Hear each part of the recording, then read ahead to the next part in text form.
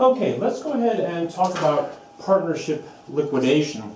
What I have here is the ever-present ABCD partnership. Basically, this is their trial balance just turned horizontally. So on the debit side, cash 110,000, non-cash assets 1,350,000. On the credit side, we got notes payable 50,000, and the capital balances for A, B, C, and D of 300,000, 210,000, 400,000, and 500,000. A, B, C, and D share profits and losses in a 20%, 15%, 25%, and 40% ratio. Now, once they decide to liquidate the partnership, obviously the partners are going to want to get their cash out as quickly as they can. So we look at this and we say, okay, we've got $110,000 in cash. Can we give any to the partners? And if so, who is going to get that cash? Now, we know there's a hierarchy or a pecking order in terms of payments when a business is liquidated. First and foremost, the government gets their claim, whether it's the IRS, what have you. Then employees for a certain portion of wages, and you work our way down the claims, and at the very bottom of the list are the owners. So we've got $110,000 in cash, and we've got $50,000 in liabilities. So we've got $110,000 in excess of liabilities. So we've got $110,000 less note payable, $50,000. So we've got $60,000 of, calling it excess might not be the best choice, but we've got $60,000 of cash in excess of our liabilities. And so at first blush you might say, yeah, we can go ahead and pay out $60,000 to the partners, giving it to either A, B, C, or D, or some combination thereof. Now, we might not want to do that though, because what if we pay out that $60,000 to the partners and we get a huge property tax bill, or we have some huge unforeseen expense? So in addition to holding back enough cash to pay for our liabilities, we also might want to hold back let's say in this case, $10,000 for unforeseen expenses or unforeseen liabilities. So we take the cash on hand, subtract out our liabilities, subtract out any additional cash we want to reserve for unforeseen uses, and so we've got $50,000 of what's called safe cash. Then the question then is, who gets the $50,000? We can say, well, look, D has the highest capital balance, maybe D should get the $50,000. Maybe we should split it proportionally based on their relative capital balances. Maybe we should split it based on the relative profit and loss shares. What we're going to do is sort of run through a worst case scenario saying, look, we've got $1,350,000 in assets. We fully expect to be able to sell those for some amount of cash, but what if we can't? What if these assets are all completely worthless? Now, if there's a $1,350,000 loss on our assets, that's going to be allocated among the partners in that 20-15, 25-40 ratio. So let's go ahead and do that sort of worst case scenario analysis. Let me go ahead and do my schedule of safe payments. I'm going to put a line here so I know I'm doing something different. So my schedule of safe payments, I'm going to start with A's capital balance, B's capital balance, C's capital balance, and D's capital balance, just directly below the column. And again, I'm going to say, look, let's just pretend, let's assume that all the non-cash assets are worthless. So we're going to take a $1,350,000 loss.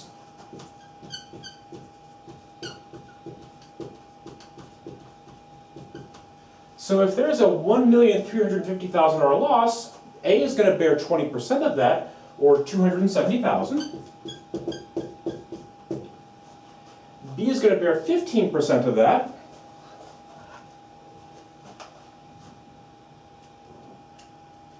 or $202,500. C is going to bear a fourth of that, or $337,500. And D is going to bear 40% of that $1,350,000 loss, or $540,000.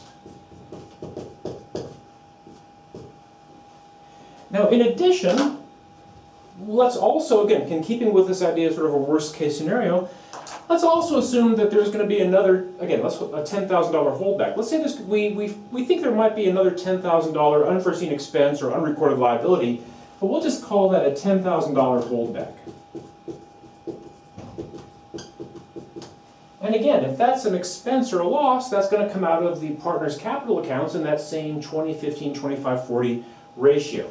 So A would bear 20% of that, B would bear 15% of that, C would bear 25% of that, and D would bear 40% of that. Okay, so after these two bad things happen, again, a complete loss on our non-cash assets and a $10,000 additional expense, where would the various partners' capital accounts stand? A would have a capital balance, 300,000 minus 270 is 30, minus 2 is 28. B would have a capital balance, 210 minus 204,000. He or she would have a capital balance of 6,000. C, 400,000 minus 340,000, or 60,000. And D, unfortunately, would be facing a deficit of $44,000. Okay, now at this stage, A, B, and C would go into D's office and say, look, D, you've got a deficit. Please write a check on your personal checking account making good your shortfall to the partnership. And of course, D doesn't want to throw good money after bad. And so we're, again, keeping with this idea of a worst case scenario, we're going to assume that D is either unwilling or unable to make good on that deficit. So that deficit is going to be absorbed by A, B, and C. So we're going to basically allocate D's deficit. Now, we're going to allocate that again based on the profit and loss sharing ratio. If you look at A, B, and C bear profits and losses 20%, 15%, 25%. Sum those up and you get 60%. Basically, A accounts for 20 of the 60%, or 1/3. B accounts for 15 of the 60%, or 1/4. And C accounts for 25 of the 60%, or 5/12. Not a very elegant fraction. Okay, so we're going to take that $44,000 deficit and allocate it to A, B, and C, based on their relative profit and loss sharing ratio.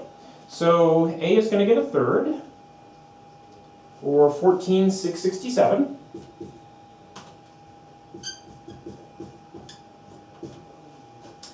B is going to get 15/60ths, or 1/4. And C is going to get 25/60ths, or 18,333.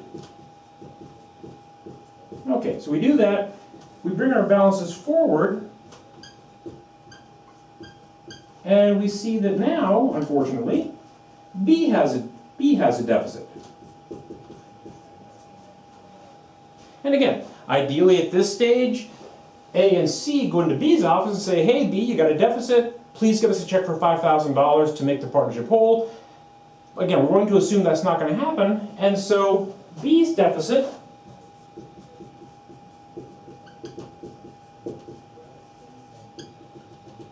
is going to be allocated between A and C. And again, A and C together add up to 45%. A accounts for 20 of the 45, or 4/9. C accounts for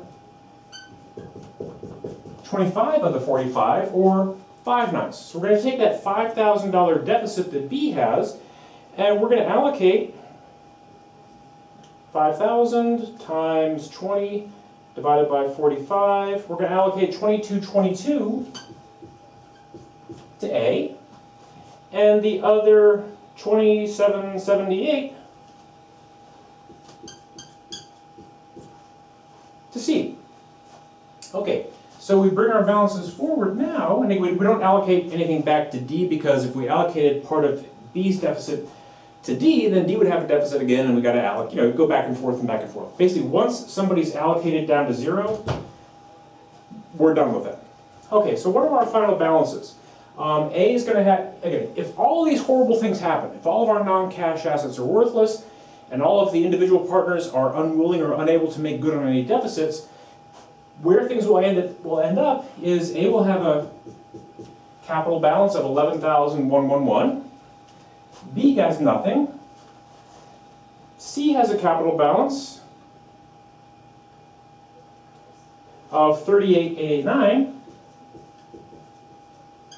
And D has nothing. So what this tells us is, again, think back to where we started. We had 110,000 in cash. We had to hold back $50,000 for our notes payable, plus we wanted to hold back $10,000 for any unforeseen expenses. So we had $50,000 in safe cash. And after going through this worst case scenario, we find that that $50,000 is going to be allocated 11,111 to partner A, 38,889 to partner C. So let's go ahead and do that. Back up to my trial balance. So I'm going to write a check. So I make cash go down by 50,000, and I'm going to reduce A's capital by 11,111, and I'm going to reduce C's capital by 38,889. So, the partnership writes checks to A and C for those amounts. A and C go to the bank and deposit those in their personal checking accounts, and we're back where we started. Okay, now let's go ahead and let's sell some of our assets. First, let's bring our balances forward. We got 60,000 in cash. We've still got 1,350,000 in non-cash assets. We've still got $50,000 in liabilities. A's capital is now down to 288,889. B is still at 210. C is at 361,111. And D is still at 500,000. Okay. Let's go ahead and assume that we sell, some of our non-cash assets. Let's sell $300,000 of non-cash assets for $200,000. Again, whether that's equipment or land or inventory or what have you, basically we're disposing of some of our non-cash assets and we're taking a $100,000 loss on it. Now, in normal circumstances, when you sell something at a loss, the loss goes to your income, your loss goes to your income statement, filters through the income statement to income summary, then goes to the partner's capital accounts. When a partnership enters liquidation, a lot of times we streamline that process. We're going to bypass the income statement and we're going to allocate that $100,000 loss. We're going to allocate that $100,000 loss directly to the individual partner's capital accounts. Now, one thing before we go any further, notice that of course our trial balance balances. On the debit side, we've got cash and non-cash assets. On the credit side, we've got our liability and all of our capital accounts. At every stage of the game, this equality has to be maintained.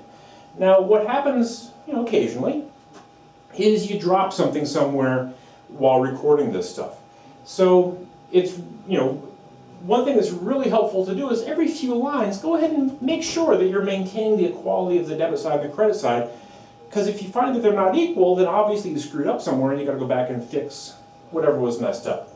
In any event, what's going to happen? We're going to take in $200,000 in cash. We're going to go ahead and reduce our non-cash assets.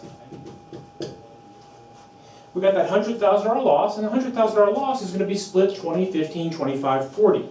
So 20,000 of that is going to come out of A's capital account, 15,000 out of B's, 25,000 out of C's, and 40,000 out of D's. Okay, let's go ahead and bring all of our balances forward. Cash is 260. Non-cash assets $1,050,000. We still got those liabilities. A's capital, 268,889. B's capital, 195. C's capital, 336,111. And D's capital, 460,000. Okay. Again, we've got a pile of cash, and the partners come banging on the accountant's door saying, I need a check, I need a check, I need a check, I've got to pay my mortgage, I've got to buy some groceries, I've got to invest in a new business. So what we have to do is figure out again, how much safe cash do we have and who's going to get it? So let me go ahead and consolidate things here a little bit. I'm just going to bring my balances up to the top. So 260, 1,050,000, 268,889, 195, 336,111, and 460. Okay, so we're going to do the exact same thing we did just a couple minutes ago. Now, it's really helpful to go ahead and sort of get your bearings on how much safe cash is there. Now, you don't have to do this. I mean, the number's going to pop, as we saw last time, the number's going to pop out of the bottom of our schedule of safe payments anyway. But it's nice to have something to confirm that the totals are working out like they're supposed to. So again, we've got $260,000 in cash. We got $50,000 that we have to reserve for liabilities. And again, let's go ahead and assume that we're going to hold back $10,000 for unforeseen expenses. So we've got $260,000 in cash, $60,000 is sort of spoken for. So we've got $200,000 in safe cash. So let's go ahead and do the exact same thing we did before. And again, as before, I'm just going to put a little divider there. So I start with my partner's capital accounts.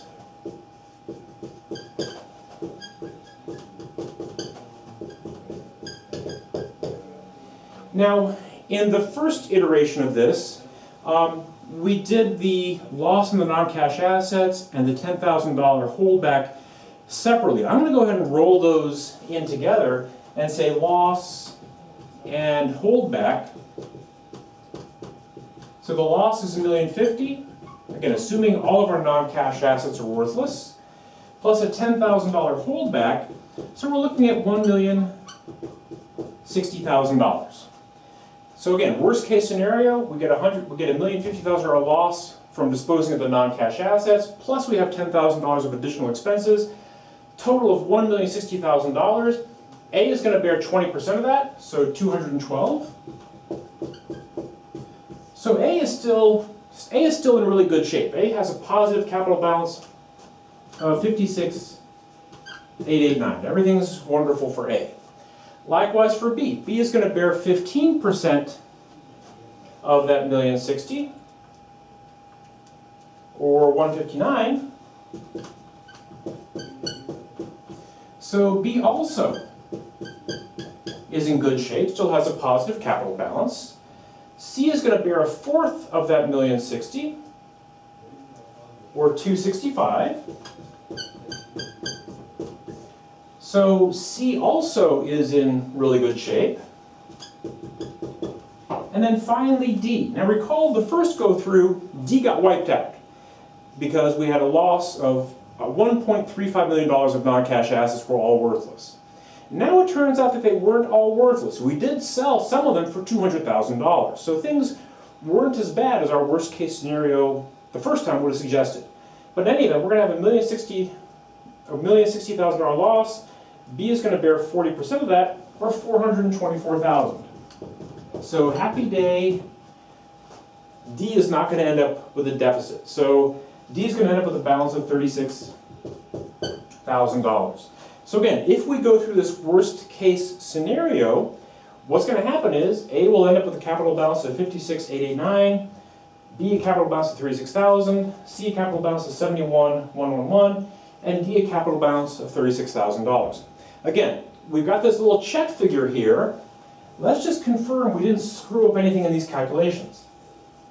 So when we add those up, they better come up to $200,000. So 56,889 plus 36,000 plus 71,111 plus 36,000, $200,000. So everything's peachy as far as that's concerned. Okay. So again, let's go ahead and just polish off this partnership. Let's go ahead and pay that money out to our partners.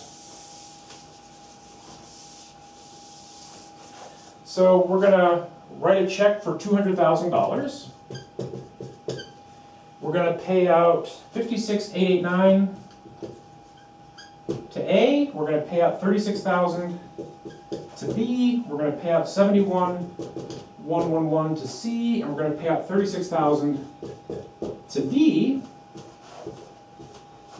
So after doing that,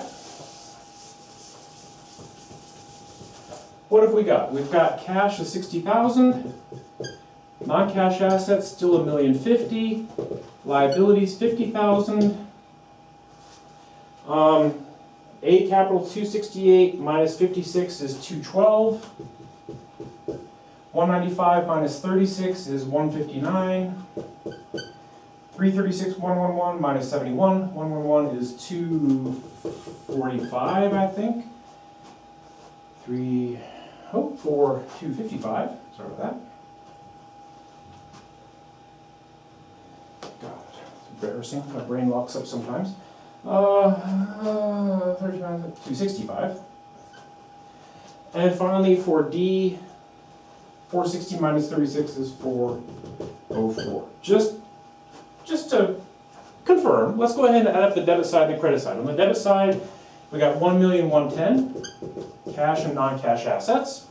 On the credit side, we got 50 plus 212 plus 159 plus 265 plus 404, 1,090,000.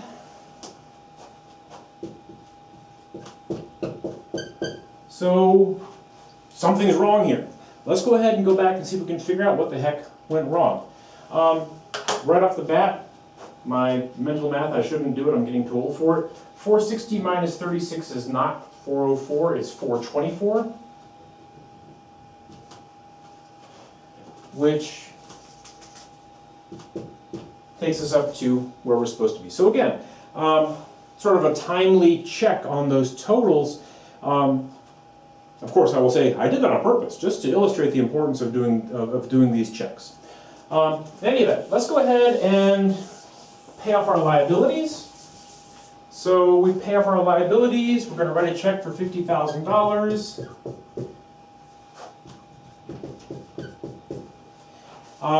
Let's go ahead also and sell the remainder of the non-cash assets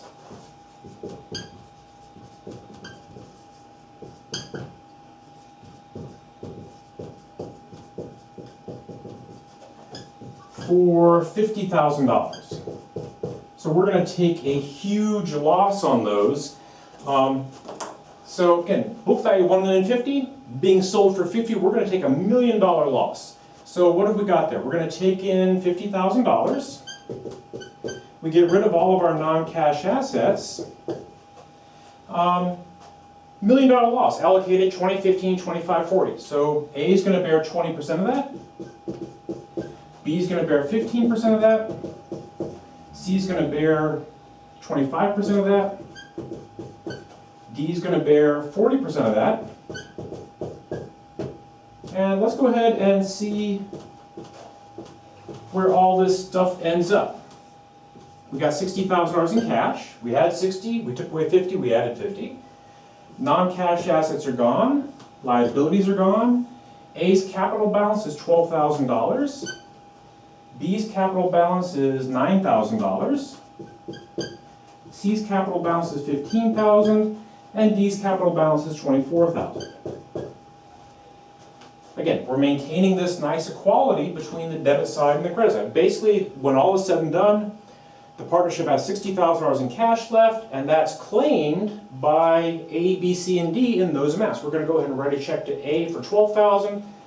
We'll write a check to B for $9,000. We'll write a check to C for $15,000. We'll write a check to D for 24. So what have we got? 24, 39, 48, 60. So yeah, 60 on the debit side, 60 on the credit side. So, you know, just to sort of polish things off as a last step, we write $60,000 in checks. That pays off the partners' capital balances.